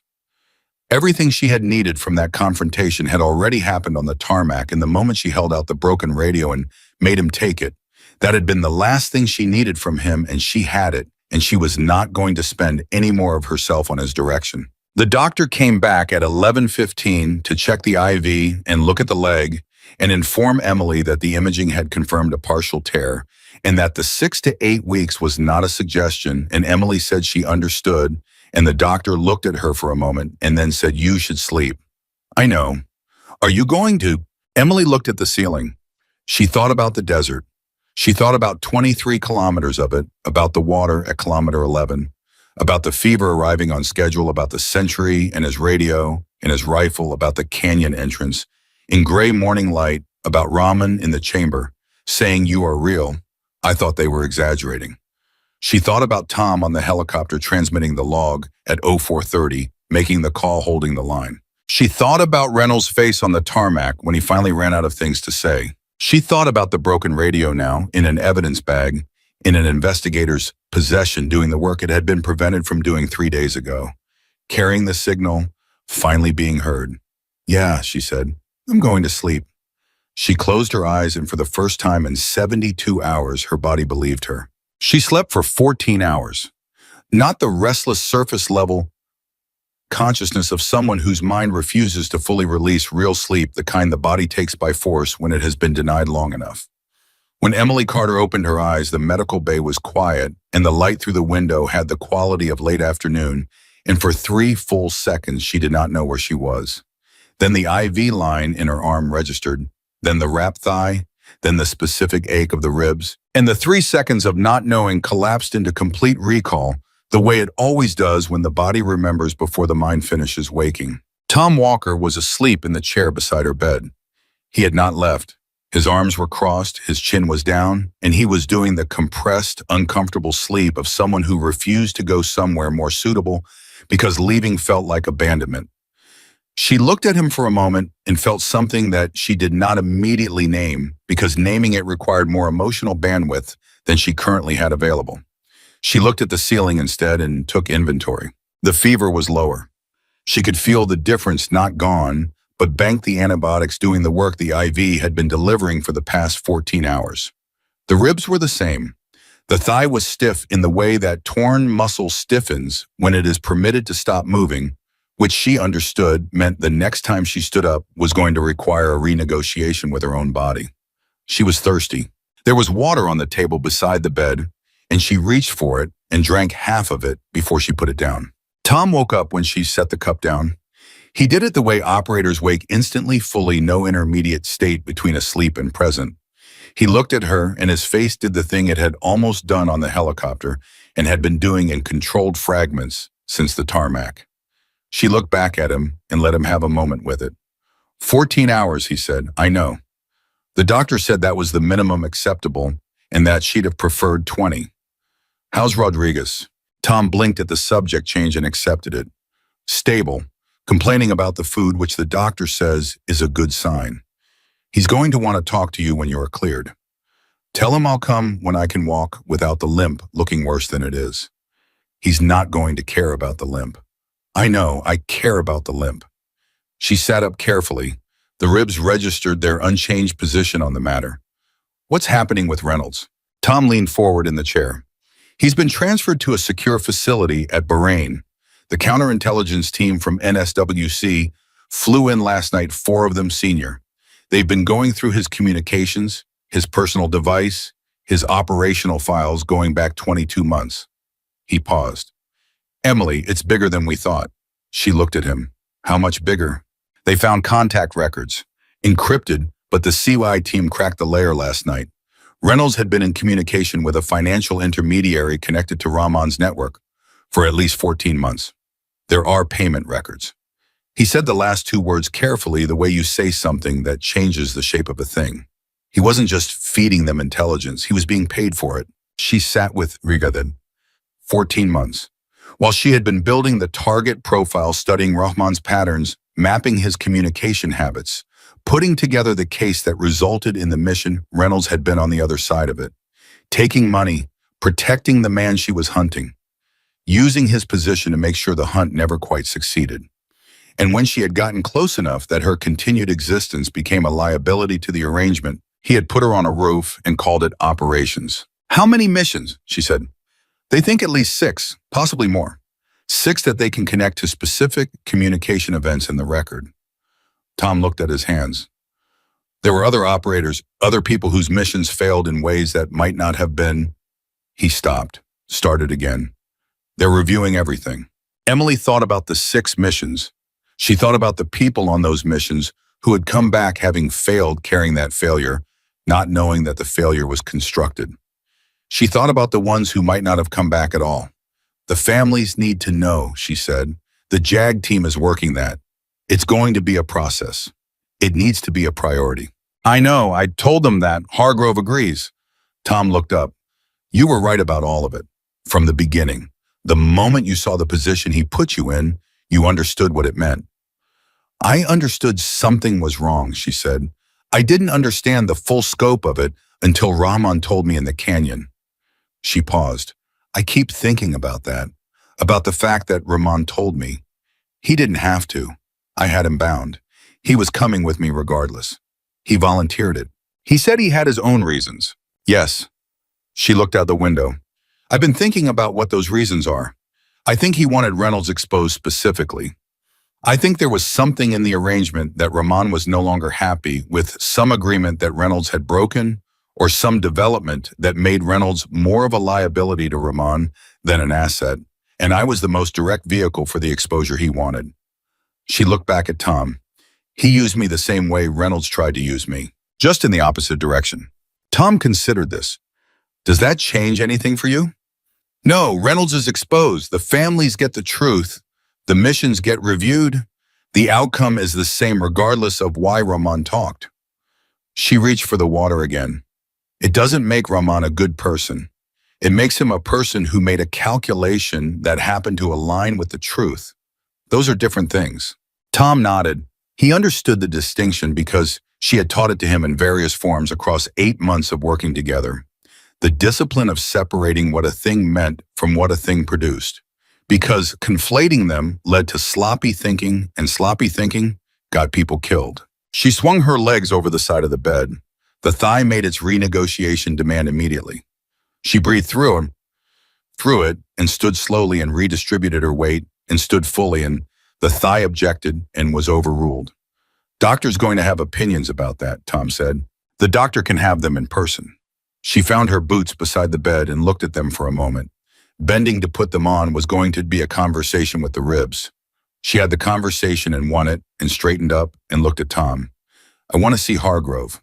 Captain Hargrove was in the operations center when they found him standing over a communications console with the two NSWCN investigators and a person Emily did not recognize who carried the specific quality of someone from an agency that does not put its name on its people.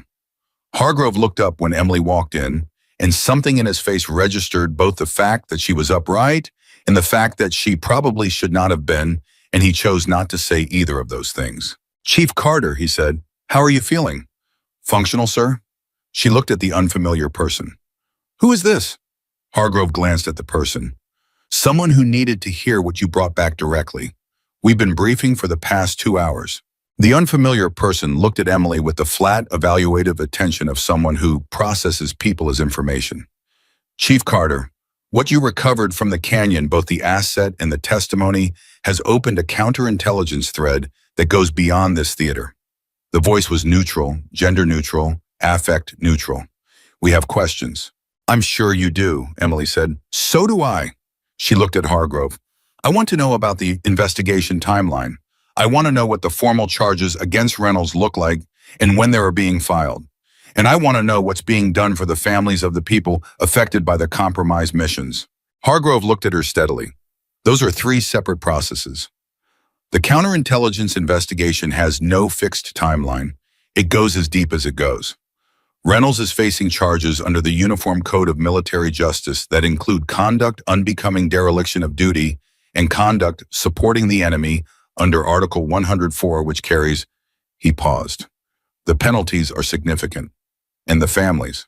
The JAG team is in contact with family liaisons for the 6 missions we've confirmed. It's going to take time to do it correctly. I understand it takes time. I'm asking that it takes the right amount of time, not the convenient amount." "Understood." Hargrove said it without hedging, which she appreciated. "Is there anything else?" She looked at the unfamiliar person from the unnamed agency. "Whatever thread you're pulling on, wherever Reynolds connects to, I want updates. Not full classification access. I understand the limits, but I want to know when it's resolved. I built the case that led to this. I crossed 26 kilometers of open desert to make sure it didn't disappear into the ground with me.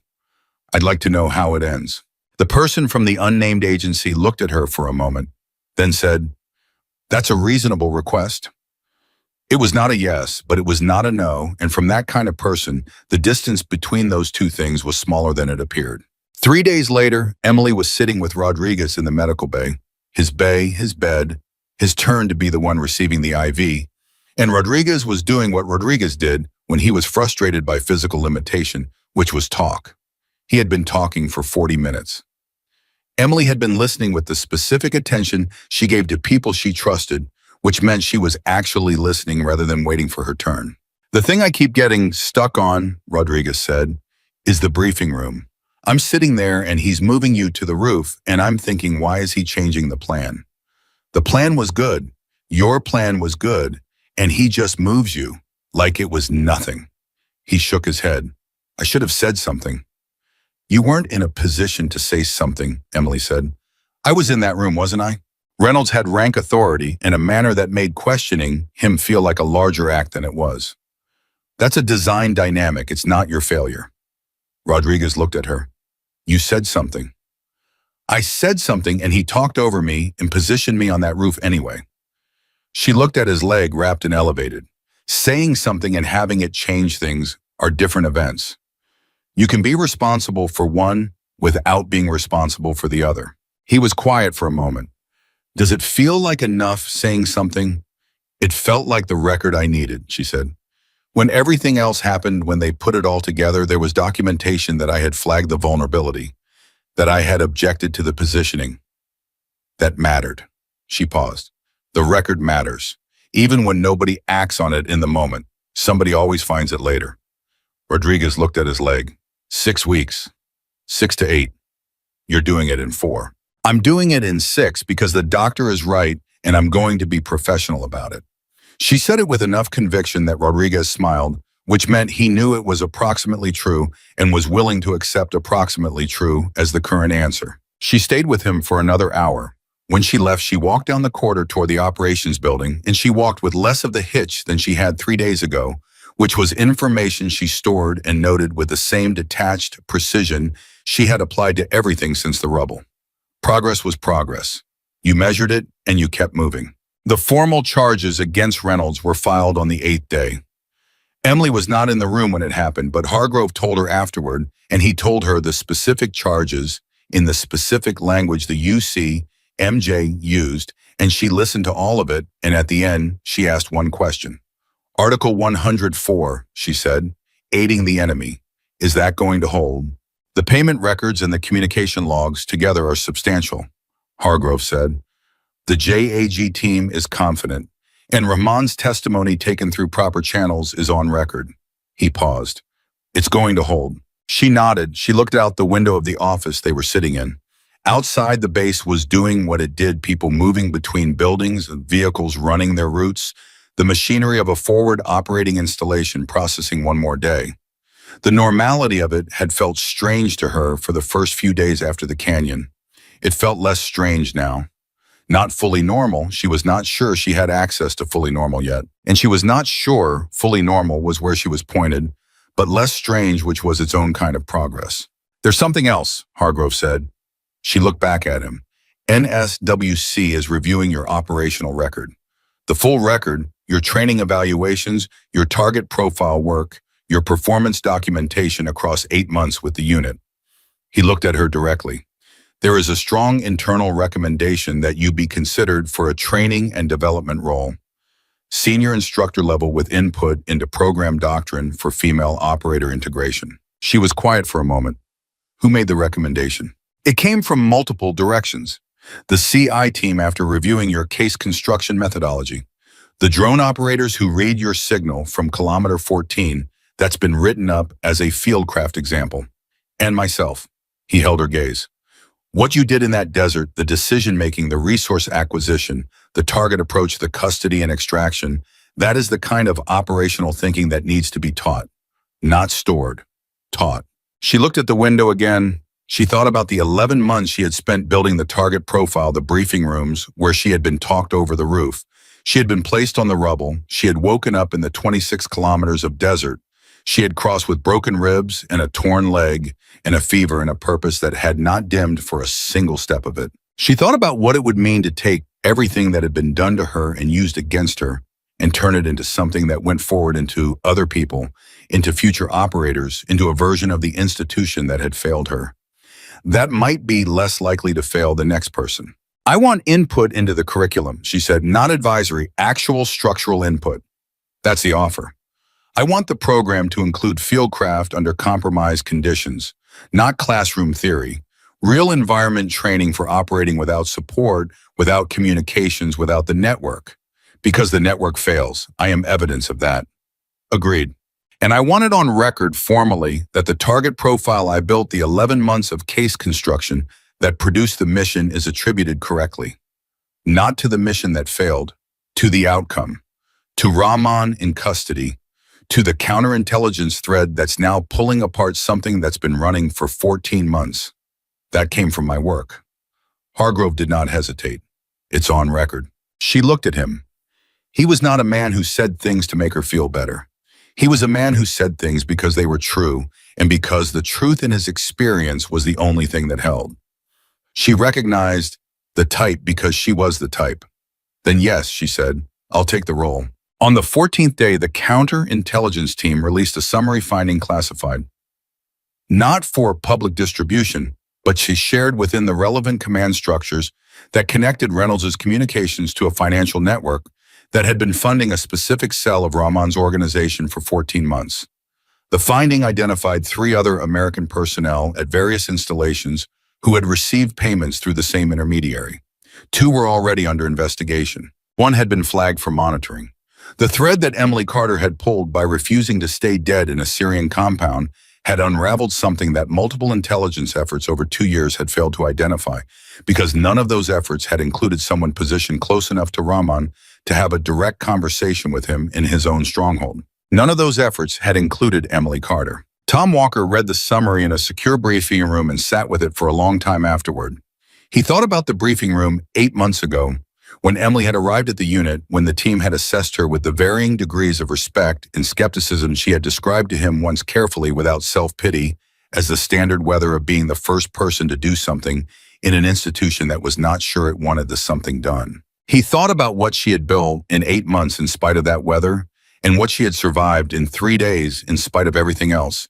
And he thought about the specific quality of her that made her the kind of person who, when abandoned in a desert with a broken radio and broken ribs and no rifle, spent her energy not on getting out, but on getting the mission done and then getting out. He thought about the fact that Reynolds had identified that quality as a threat and had tried to eliminate it, and had instead delivered it directly to the target it was chasing and given it 72 hours of desert in which to become sharper. He found Emily in the operations building at a desk she had been given as a temporary working space while the formal role assignment was being processed. She was working. He could see from the doorway that she had a map on one side of the desk and a typed document on the other, and she was moving between them with the focused efficiency of someone who had been given a problem they found genuinely interesting. He knocked on the open door. She looked up. "Summary findings out," he said. "I know. Hargrove sent it over an hour ago." She looked back at the map for a moment. Three others. It's going to be more before they're done." She looked at the document. The network didn't run on one person. Reynolds was a node. There are other nodes. Tom came into the room and sat in the chair across the desk. "How do you feel about that?" She considered the question with the seriousness she gave genuine questions. "I feel like there's more work to do," she said. "I feel like I did the part of it that was mine to do, and other people are doing the part that's theirs. And the thing I can control now is what happens next with the role Hargrove offered." She looked at the map again. "I've been drafting the first curriculum block. Fieldcraft under communications failure. How to operate when the network goes dark and you are the only asset in your theater. Based on personal experience. Based on very specific personal experience." She looked at him. "I want you to co-instruct when the program is running." Tom looked at her. "I'm not." "You transmitted a classified operational log to an external command element without authorization at 04:30 in the morning, knowing that doing it wrong would end your career, and you did it anyway because the alternative was leaving me in the dark." She held his gaze. "That's fieldcraft. That's understanding what the mission actually is when the official mission has been corrupted. I want that taught." He was quiet for a moment. "Yeah," he said. "Okay." On the 22nd day, Emily Carter walked without a limp. Not entirely without the thigh, would not be fully healed for another month. And she was honest with herself about that, in the way she was honest with herself about everything. But without the hitch, without the visible accommodation, the weight distributed evenly across both legs, the stride close enough to her normal stride that only someone who knew her normal stride would notice the difference. She noticed it herself on the way from her quarters to the operations building in the early morning, and she noted it the way she noted all progress recorded, acknowledged, not dwelt upon. The base had settled into a version of itself that held what had happened. Not forgotten. You do not forget what it means when a commanding officer is removed in handcuffs by a counterintelligence team. You do not forget the image of a person walking off a helicopter after 3 days of desert with a high-value target in tow. But integrated absorbed the way institutions absorb things that exceed their categories. They find a category eventually. They always do. Her category was being written. She could feel it happening around her in the way people stepped back slightly to make room when she entered rooms, in the way questions were directed to her that had not been directed to her before, in the specific quality of respect that is different from politeness and different from deference, that is the acknowledgement of someone who has been tested in a way that most people will not be tested and has not broken. She did not perform for it. She did not lean into it or away from it. She received it the way she received it, all information noted useful, filed accurately. Hargrove found her at the end of the 22nd day. She was in the operations building again, where she spent most of her working hours, and he came in without the investigators, and without the JAG officer, and without the person from the unnamed agency, and he sat across from her the way a person sits when they are not there in an official capacity. "Reynolds entered a formal guilty plea this morning," he said. "Article 104, all counts." She looked at him. He didn't fight it. The payment records left him nothing to fight with. His legal team advised him that a plea was his only path to any outcome that wasn't. Hargrove paused. The alternative sentencing range was significant. What does he get? The plea agreement is still being finalized, but the floor is 20 years, dishonorable discharge, forfeiture of all pay and benefits. He looked at her steadily. He will not hold rank again. He will not hold a position of trust again. What he built, the arrangement, the protection he was providing, the operations he was compromising, it is gone. She nodded. She looked at the desk. She thought about the briefing room 18 months ago, where he had set down a cold coffee and talked over her like she was furniture. She thought about the roof. She thought about the 4 words he had said to the radio man, "Wipe her frequency now," and the 41 seconds between her transmission and his order that told you everything about the calculation he had made and how long it had taken him to make it. 41 seconds. She had survived what he decided in 41 seconds, and she had carried it 26 kilometers, and she had built it into something that was going to last long after his name was a case study in what institutional failure looks like when it is allowed to run unchecked. The families, she said, notifications began this week.